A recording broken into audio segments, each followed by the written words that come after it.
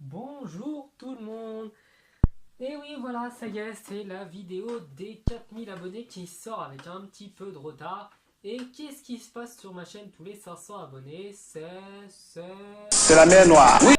Non, non, c'est une pub pour un de mes potes. Donc, je vais le laisser se présenter à vous. Il m'a fait une petite vidéo, il va vous montrer un petit peu ce qu'il fait sur sa chaîne. Et ensuite, on pourra parler des meilleurs joueurs formés à l'Olympique Lyonnais. Salut les gens, donc moi c'est Maxzoncroft, je suis un explorateur des temps modernes et j'ai lancé un projet de vidéo qui a pour but de faire découvrir aux gens notre planète. Donc avec moi vous allez pouvoir découvrir des lieux d'intérêt et des gros événements un peu partout. Donc ça va du festival de musique en passant par le salon de la défense ou encore des urbex complètement fous où j'infiltre des zones avec des déchets nucléaires ou des plateaux de tournage. Donc avec moi il y a moyen de bien s'amuser et de découvrir des trucs exceptionnels. Donc n'hésitez pas à aller voir ce que je fais et à vous abonner. À toutes les gens. Donc à la 5e position, j'ai décidé de mettre Anthony Lopez parce qu'il faut bien mettre un gardien de but et que pour moi c'est le meilleur goal de Ligue 1 depuis quelques années. Donc là avec l'arrivée de Buffon au PSG, puisque au moment où je fais la vidéo Buffon vient d'arriver, je pense que ça va plus être lui, mais pendant longtemps, on va dire les 3-4 dernières années, pour moi Anthony Lopez était le meilleur gardien de Ligue 1. Donc à son palmarès, il a une Coupe d'Europe, c'est déjà pas mal vu qu'il faisait partie du groupe qui a gagné en 2016. Il n'a rien gagné avec l'OL puisque malheureusement, quand vous jouez en Ligue 1 et que vous n'êtes pas au PSG, vous n'avez aucune chance de remporter le moindre titre. Donc, d'un point de vue palmarès, Lopez n'est pas très haut, mais dans le jeu, je trouve que c'est quand même le meilleur gardien formé à l'Olympique Lyonnais. À la 4e position, j'ai décidé de mettre Nabil Fekir, donc un milieu offensif. Pour moi, un des meilleurs milieux qui est passé par l'Olympique Lyonnais, c'est un joueur très technique, capable d'éliminer facilement, de délivrer de merveilleuses passes et capable également de mettre des buts assez beaux, on l'a vu contre le Paris Saint-Germain notamment, et en équipe de France. Donc pour moi, Fekir, c'est un grand joueur. Il ne fait pas partie des 3 meilleurs passés à l'OL parce que son palmarès n'est pas terrible. Comme Anthony Lopez, il souffre du fait d'être en Ligue 1. Et par contre, s'il venait à quitter l'Olympique Lyonnais pour rejoindre un club espagnol ou anglais et à percer là-bas, je pense que sa place dans le classement serait peut-être un petit peu au-dessus. À la 3e position, puisqu'il faut bien mettre un défenseur, j'ai décidé de mettre Samuel Umtiti. Donc pour moi, Umtiti, c'est un bon joueur, un bon défenseur. J'aurais préféré honnêtement voir Kimpembe à sa place à la Coupe du Monde, mais il a quand même fait le boulot, il est quand même pas mauvais, il n'est pas titulaire en équipe de France et au Barça pour rien, c'est quand même deux équipes avec une forte valeur.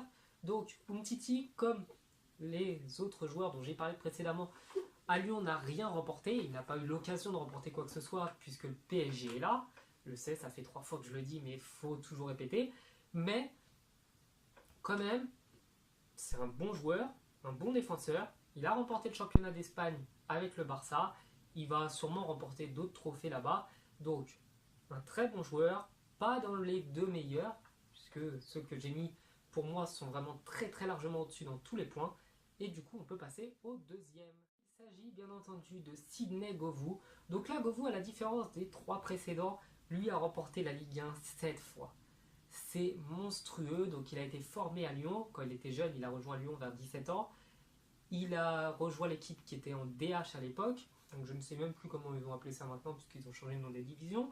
Bref, d'ailleurs, si ça vous intéresse, j'ai fait une vidéo sur les divisions Ligue 1, si ça vous tente. Voilà, on fait notre pub en même temps. Et du coup, il a remporté également la Coupe de France avec l'OL. Il a fini finaliste de la Coupe du Monde avec l'équipe de France. Il a remporté vraiment pas mal de choses. La Coupe des Confédérations également. Il a fait partie des meilleurs joueurs au trophée UNFP, donc toutes les années où il était en Ligue 1.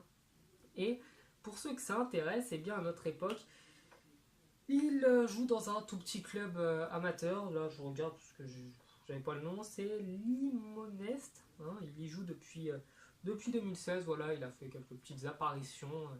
Et il continue à taper dans le ballon. Et à la première position, du coup, lui, si je ne l'avais pas mis, je pense que vous m'auriez tué. Il s'agit bien évidemment de Karim Benzema. Donc Benzema a remporté 4 championnats de France, 2 championnats d'Espagne, 4 Ligues des Champions. Il aurait pu gagner la Coupe du Monde s'il avait été convoqué, s'il n'y avait pas eu les histoires. Il aurait pu gagner la Coupe d'Europe aussi avec la France en 2016, parce que à mon sens, si on avait pris Benzema, on l'aurait remporté parce qu'il aurait apporté ce petit truc qui nous a manqué en finale. Donc Benzema, est pour moi un des meilleurs attaquants de pointe de l'histoire même, pas que de Lyon, mais de l'histoire de l'équipe de France. C'est un super attaquant, un joueur incontestable dans son club. Il n'y a que Didier Deschamps qui ne l'apprécie pas, mais je sais pertinemment que Karim Benzema, dans n'importe quelle autre sélection nationale, il aurait été titulaire. Donc c'est vraiment dommage de se passer de lui, mais au vu des performances de l'équipe de France sans lui, finale de Coupe d'Europe, champion du monde, on va dire que Deschamps a fait un choix qui était correct et qu'il peut se défendre. Et bien voilà, la vidéo est terminée. Je sais, ça vous fait bizarre, hein, j'ai fait du montage. Ah là là, quelle folie, ça faisait au moins 3 mois que je n'avais pas fait. Donc, j'espère que la vidéo vous a plu. Encore une fois, vous pouvez aller voir la chaîne de mon pote, donc Max, lien, chaîne, tout ça en description. M'ajouter sur Snapchat, Facebook, Twitter, Instagram, ce que vous voulez. Même sur Periscope, même si j'ai pas Periscope, mais si ça vous intéresse, ajoutez-moi là-dessus aussi. Donc, je vous dis à la prochaine pour une nouvelle vidéo et je vous dis à la prochaine, ciao.